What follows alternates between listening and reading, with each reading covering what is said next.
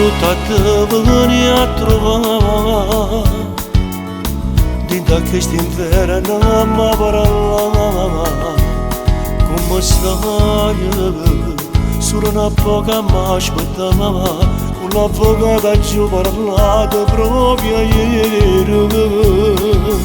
Che sto buono ma può capire, qualche volta mi sente morire, ma tu prometti che quando esci carino qua, io non sbaglio più, credimi. Provi a te, come non ti viene, anzi cresciuto perché malato che manca malato.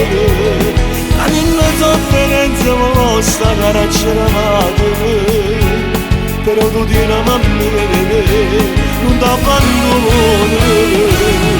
Proprio tu sai già forza mia, che dentro non ti lascia mio sole, e quando vieni tu, mi porta luce e io mi stivi indennuttato. Quando non dormi speriamo tornare a abbracciare.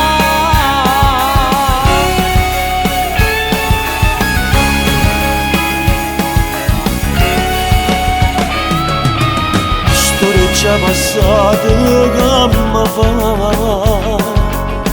che dolore da faccia salutare. Io non va così, può sempre venire, tanti sono forti, non mi arrendo e prega a Dio.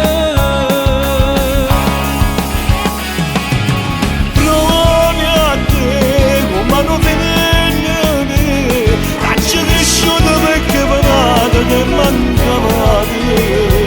Tra mille sofferenze me sta caraccerate, però tu tieni a me, non ti abbandono. Proprio tu sai già forza mia, che dentro non ti lascia mio sole, e quando vieni tu, mi porta luce e io mi stivi indennuttato. Quando non dormi speriamo tornare